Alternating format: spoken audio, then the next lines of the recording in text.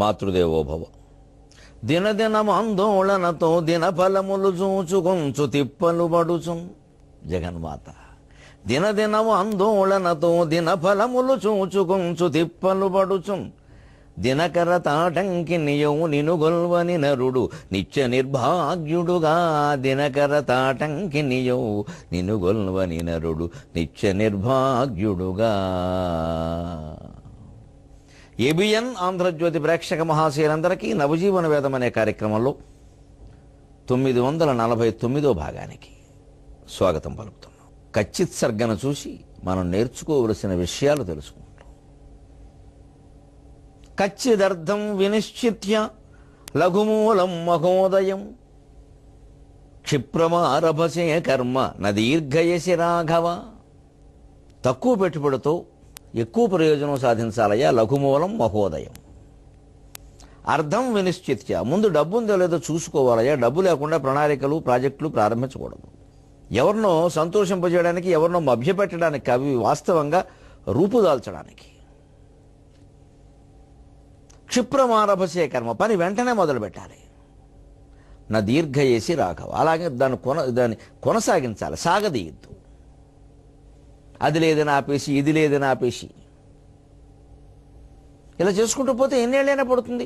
అప్పటికి అన్ని ధరలు మారిపోతాయి, పెరుగుతాయి కానీ తరగవు. నిజానికి అన్ని నదులని అనుసంధానం చేసి కొన్ని చోట్ల, అతి ముఖ్యమైన చోట్ల ఆనకట్టలు కట్టడం ద్వారా అన్ని నదుల్ని అనుసంధానం చేసి దేశం అంతటినీ సస్యశ్యామలం చేసేటువంటి అద్భుతమైన ప్రణాళిక మన తెలుగువాడు అందించాడు. అటువంటి ఆయన మనం విస్మరించాం. కేఎల్ రావును విస్మరించిరి అటకెక్కెన్ వారి ఆలోచనలు, అది కూడా చెబుతోంది సాగర ఘోష కావ్యం. మీ వాడిని మీరే విస్మరించారయ్యా. ఎంత మహానుభావుడు డాక్టర్ కేఎల్ రావు గారు, ఎటువంటి ఇంజనీర్. కేఎల్ రావును విస్మరించిరి అటకెక్కెన్ వారి ఆలోచనలు, కేఎల్ రావును విస్మరించిరి అటకెక్కెన్ వారి ఆలోచనలు. ఈ ఆర్యావనిని ఎల్ల వాహినులు ఒకే ధ్యేయమునం సాగగా శ్రేయోదాయకము ప్రణాళికలు కూర్చన్. ఈ ఆర్యావనిని ఎల్ల వాహినులు ఒకే ధ్యేయమునం సాగగా శ్రేయోదాయకము ప్రణాళికలు కూర్చన్. తొంగలో తొక్కిరి ఇజ్రాయిల్ దేశము చూచి నేర్చుకొనడి శ్రద్ధా పునర్నిర్మితిన్.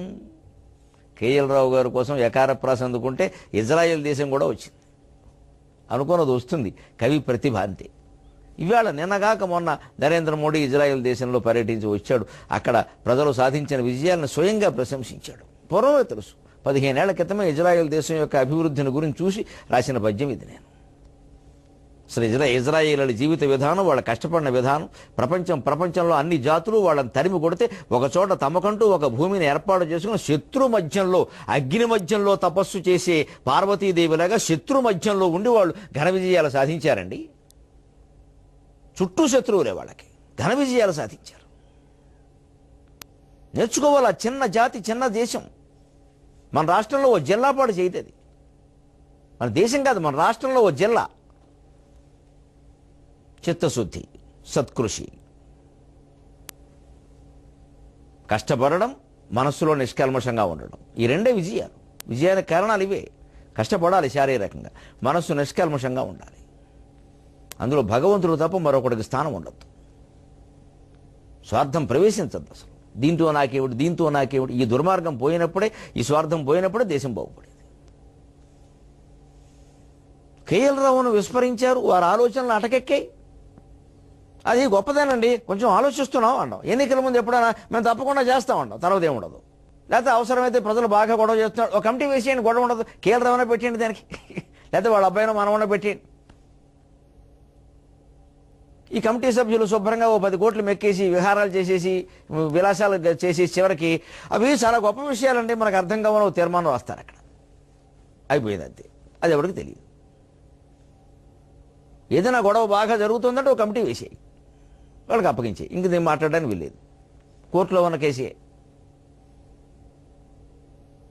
ఈ ఆర్యావనిని ఎల్లవాహినులు ఒకే ధ్యేయమునను సాగగా శ్రేయోదాయకము ప్రణాళికలు కూర్చుంది. దేశం మొత్తంలో అన్ని నదులు ఒకే రకంగా ప్రవహించేలాగా, ఆ నదుల నీరు అన్ని రాష్ట్రాలకి అందేలాగా ప్రణాళిక వేశారండి. కొద్ది చోట్ల ఆనకట్టలు కడితే సరిపోతుందండి, ఇన్ని అక్కర్లేదండి. పెద్దది చిన్నదే అంటూ మొత్తం ఆలోచనలు తొంగలో దొక్కారు. ఇజ్రాయిల్ దేశము చూసి నేర్చుకున్నది ఈ శ్రద్ధ పునర్నిర్మితం. అసలు శ్రద్ధగా పునర్నిర్మాణం చేయడం అంటే ఏమిటో, ఒక వ్యక్తి గాని ఒక జాతి గాని తనని తాను పునర్నిర్మాణం చేసుకోవడం అంటే ఏమిటో ఇజ్రాయిల్ను చూసి నేర్చుకోవాలండి. ఎందుకు? వ్రాలిరి సాహసమ్మున అరబ్బుల మధ్యన యూదువారు నాజీల దురాగతమ్ములకు చీలక జాతి పునర్విధాతలై గాలియు నీరు స్వచ్ఛమనగాల బియ్యంపని బిడునేలలను రాలను తీర్చిదిద్దిరెట రత్నములట్లు రహస్యమేమిటో. విజయగాథంటే ఇజ్రాయిల్ వారిదండి. శత్రు మధ్యంలో ఉన్నారండి, చుట్టూ అరబ్బులే, వీళ్ళు క్రైస్తవులు. అమెరికా దేశపు రక్షణ వీరికి, వారి తరఫున మాట్లాడే దేశం అదొకటే. వారికి వీరికి మధ్యలో రాజకీయాలు అవి అలా ఉన్న ఆ జాతి ఎంత చిత్తశుద్ధి కలిగిన జాతి అంటే వారి అభివృద్ధికి వారికే మొండిగా బండగా కృషి చేశారు. పాలస్తీనా సమస్య ఎన్ని సమస్యలు వచ్చినా ఎదుర్కొన్నారండి వాళ్ళు. చాలా కటువుగా వ్యవహరించారండి కొన్ని సందర్భాల్లో. ఎక్కడ మెత్తబడలేదండి. మనం మంచివాళ్ళుగా ఉండొచ్చండి, మెత్తవాళ్ళుగా ఉండకూడదు, చాలా పొరపాటుది. మంచితనం మంచిదే, మెతకదనం మంచి పనికిరాదు. వాళ్ళు చాలా కఠినంగా ఉన్నారు, ఖచ్చితంగా ఉన్నారండి. ఎట్టు పరిస్థితుల్లో వాళ్ళ దేశంలో ఒక్క ఉగ్రవాదన కూడా వాళ్ళు అవకాశం ఇవ్వలేదండి రావడానికి. ముందు అనుమానించారండి ప్రతివాడిని కూడా. అందుకే నిలబడ్డారు గట్టిగా. అక్కడ బ్రాలిరి సాహసం మన అరబ్బుల మధ్యన యూదువారు. అన్ని అరబ్ దేశాల మధ్యలో ఓ చిన్న ముక్క మన దేశంలో ఓ జిల్లా అంత ఉంటుంది. అది నిలబడింది అంటే శక్తివంతమైన దేశంగా. నేర్చుకోవద్దా నిజంగా వారిని చూసి? హీరోలు అంటే వారే కదా. నాజీల దురాగతములకు చీలక రెండో ప్రపంచ యుద్ధంలో వారు పొందిన నష్టం ఇంత కాదండి. ఎన్ని రకాల అకృత్యాలు చేశారో ఈ యూదుల మీద నాజీలు. ఒకసారి వధించను 1,00,000 యూదులను మనం చెప్పుకున్నాం హిట్లర్ గొడవప్పుడు. మొత్తం అందరినీ గ్యాస్ ఛాంబర్ పంపించి 1,00,000 మందిని చంపాడు ఒకసారి నా దుర్మార్గుడు. యూదులు కనపడితే వాళ్ళు పిచ్చెక్కినట్టు ప్రవర్తించేవాడు. అన్నింటికి తట్టుకుని జాతి పునర్నిర్మాణం చేసుకున్నారు అంటే ఎంత గొప్ప వాళ్ళండి ఇజ్రాయిలీలు. మనం నేర్చుకోవాలి. వాళ్ళు పాత గొప్పలు చెప్పుకుంటూ బతకరు, ఏం చేస్తున్నామో ఆలోచిస్తారు. జాతి పునర్విధాతలై పైగా వాళ్ళు ఆ దేశం ఏర్పరచుకునే టైం సమయానికి వాళ్ళ నేల పరిస్థితి ఏమిటో తెలుసా? గాలియు నీరు స్వచ్ఛమనగా లభింపని బీడు నేల, రాళ్ళు, అన్ని రాళ్ళు రప్పలు, స్వచ్ఛమైన గాలి లేదు, నీరు లేదు. అటువంటి దాన్ని రాళ్ళను తీర్చిదిద్దిరట రత్నములట్లు రహస్యమేమిటో. రాళ్ళు ఉండేటువంటి భూమిని రత్నాల భూమిగా ఎలా చేసుకోగలిగారండి? దానికి వాళ్ళు పాటించిన విధానం ఏమిటో తెలుసా? ఇవాళ మనం నేర్చుకుంటున్నాం. మన కోసం మన బృందాన్ని అక్కడికి పంపించారు. ఈ మధ్యన కూడా ఇజ్రాయెల్ చూసి నేర్చుకురండి పంటలను ఎలా కాపాడుకోవాలి. సిగ్గులేదు మన వాళ్ళకి, చాలా సిగ్గుపడాలండి. వ్యవసాయానికి పంటలకి కాపాడుకోవడానికి లక్షల ఏళ్లుగా పేరు పొందిన జాతి ఒక జిల్లా పాటు చేయని దేశానికి వెళ్ళి నేర్చుకోవలసిన స్థితికి వచ్చింది వేళ. ఆయన నేర్చుకుంటున్నారు, మంచిదేలేండి ఉన్నంతలో. నీళ్లకు నోచనట్టి దయనీయ పరిస్థితి బట్టి నేరుగా వేళ్లకు నీళ్లనిచ్చెడి వివేకము. నీళ్లకు నోచనట్టి దయనీయ పరిస్థితి బట్టి నేరుగా వేళ్లకు నీళ్లనిచ్చెడి వివేకము. నీటిని మూటగట్టి పందిళ్ళనమర్చె పంటలకు, నీటిని మూటగట్టి పందిళ్ళనమర్చె పంటలకు. నిండిన కుక్షి రవంత పంట 4 ఇళ్లకు పంచిపెట్టెను.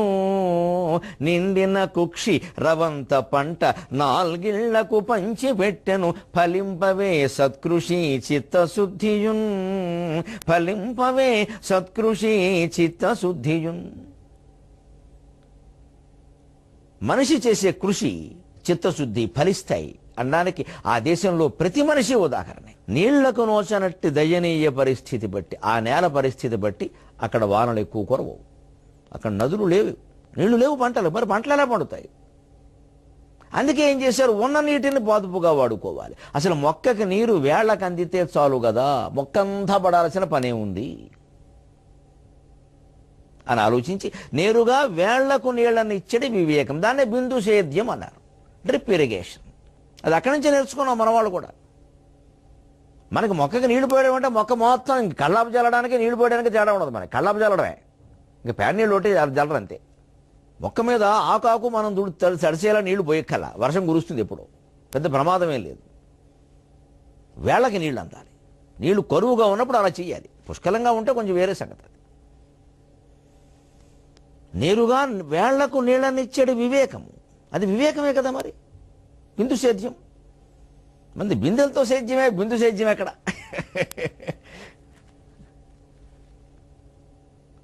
నీటిని మూటగట్టి, నిజానికి నీరు మూటగడితే జారిపోతుంది, కానీ వాళ్ళు జారిపోకుండా మూటగట్టారు, అందుకోసం నీటిని మూటగట్టి అని వాడి ఇక్కడ కవి. నీటిని మూటగట్టి పందిళ్ళనమర్చే పంటలకు. పంటకు పందిరేశారండి వాళ్ళు, పంటకు పందిరేశారు. మేము నిన్ను కాపాడతాం తల్లి అని. భూదేవి వాళ్ళని అనుగ్రహిస్తుందా, మన అనుగ్రహిస్తుందా? 100 సార్లు నమస్కారం పెడతాం మనం భూదేవికి. భూమిని కాపాడం, మనం భూమిని కాపాడాలి. దైవభక్తి అంటే అది. నమస్కారాలు పెట్టడం, పసుపు కుంకాలతో పూజలు చేయడం కాదు. ఆ భూమిని కాపాడాలి, గాలిని కాపాడాలి, అగ్నిని కాపాడాలి, ఆకాశాన్ని కాపాడాలి, కలుషితం కాకుండా. మన జీవన విధానాల్లో మార్పు రావాలి. ఇది అందుకోసం పనికొస్తుందా లేదా అని ఆలోచించాలి. ఎవరో చేశారని మనం చేయడం కాదు. స్వర్గాలు, పరలోకాలు, ఉత్తర జన్మలు అవన్నీ తర్వాత విషయాలండి. వాటి కోసం కాదు మనం ఇక్కడ తాపత్రయపడాల్సి. ముందు బతుకు శుభ్రంగా నడవాలి. 10 మంది బాగుండాలి, మనం బాగుండాలి. అప్పుడు ప్రశాంతంగా ఉంటే ఎలాగూ హృదయంలో భగవంతుడు కనపడతాడు. ప్రశాంత హృదయమే భగవంతుని నిలయం. అందుకే పుట్టపర్తి బాబా గారు ఆయన ఉండే ఊరికి ప్రశాంతి నిలయం అని పేరెట్టారు. ఊరికి ఆయన పెట్టింది. ప్రశాంతిని హృదయంలో ఉంటే అది భగవంతుడి నిలయమే. చెప్పేదే ఉంది. ప్రశాంతిగా ఉండాలంటే మనకి ముందు తిండికి బట్టకి లోటు ఉండద్దు, పక్క వాళ్ళు బాగుండాలి, మనం బాగుండాలి. వాళ్ళకి మనం చూస్తే అసూయ కలిగేలా ఉండద్దు పరిస్థితి. స్నేహభావం, సామరస్యం ఉంటే బాగుంటామండి ప్రశాంతంగా. అప్పుడు ఆయన ప్రశాంతి నిలయంలో భగవంతుడు తప్పకుండా ఉంటాడు. ప్రశాంతే భగవంతుడు, శాంతి స్వరూపుడు కదా భగవంతుడు. అంచేది భౌతికత ఎప్పుడు ఆధ్యాత్మికతకు వ్యతిరేకం కాదండి. భౌతికవాదాన్ని కానీ, భౌతిక విజ్ఞాన శాస్త్రాలను కానీ వ్యతిరేకించాల్సిన అవసరం ఏ ఆధ్యాత్మికవాదికి, ఏ దైవభక్తుడికి ఉండదు, ఉండకూడదండి. వీరు వాటిని చదివి తీరాల్సిందే, వారు వీటిని చదివి తీరాల్సిందే. అప్పుడే బాగుంటుంది. వివేకానందుడు చాలా స్పష్టంగా చెబుతాడు, ఈవేళ భారతదేశ అభివృద్ధికి కావలసింది సనాతన ధర్మంతో పాటుగా పాశ్చాత్య విజ్ఞాన శాస్త్రం అంటాడు మొహమాటం లేకుండా ఆయన. ఈ రెండు సమన్వయం చేయాల్సిందే మనం. లేకపోతే అంతే పులుసే, తోటకూరే. పందిళ్ళను అమర్చే పంటలకు నిండిన కుక్షి. వాళ్ళు స్వార్థపరులు కాదండి, వాళ్ళ కడుపు నిండింది. వెంటనే ఆలోచించారు, పోనీ 10 మందికి పెడదాం. రవంత పంట 4 ఏళ్లకు పంచిపెట్టాను.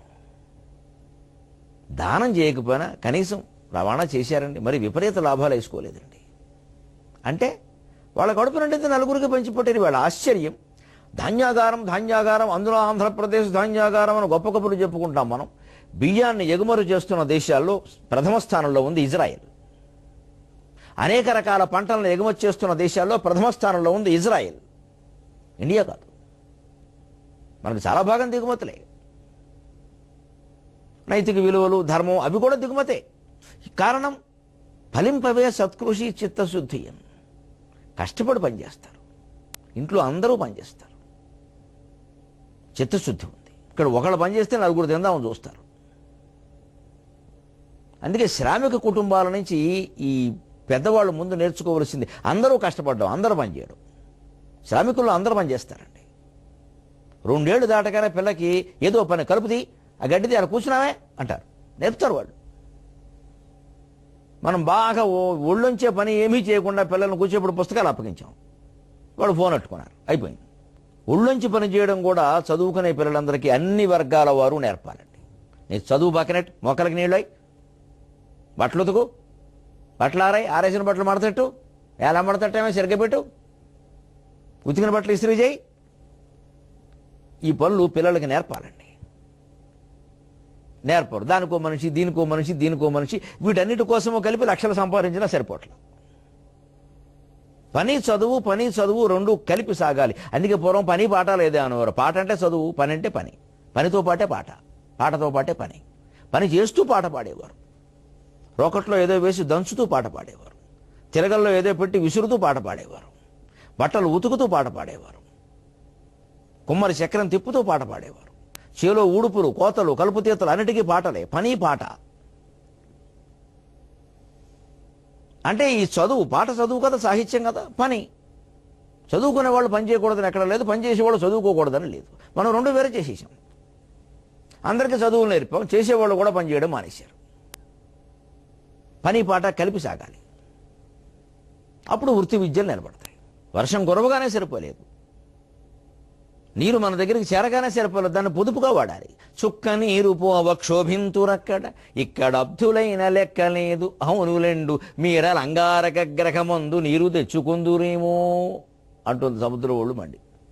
అవునులేవయ్యా, మీకేమిటి పరిశోధనలు చేస్తున్నారు కదా, అంగారక గ్రహంలో బాగా నీరు ఉంటుంది, అక్కడ నుంచి తెలుసుకుందరు, కానీ వాటర్ బాటిల్స్ అమ్ముతారు అక్కడ. ఇంకంతే మనం ఆలోచించేది. చివరికి ఈ గ్రహం బాగోపోతే ఇంకో గ్రహానికి వెళ్ళిపోతామే, కానీ ఎక్కడికి వెళ్ళినా మన గ్రహస్థితి ఒకలాగే ఉంది, ఎందుకంటే మన మనస్థితి కారణంగా. గ్రహం మారితే గ్రహస్థితి మారుతుందా, పరిస్థితి మారుతుందా? మన మనస్థితి మారంది, దాన్ని పాడు చేస్తాం. ముందు అసలు నీరు కుళాయిలోంచి పడుతోంది అంటే చుక్క నీరు కింద పడినా మనం అసమర్థులం కింద లెక్క అని భావించాలి. ఒడిసి పట్టి తాగాలి, ఆచమనం చేసినట్టే తాగాలి నీటిని. ఆచమనం చేసేటప్పుడు చుక్క నీరు కింద పడకూడదని చాలా జాగ్రత్త వహిస్తారు.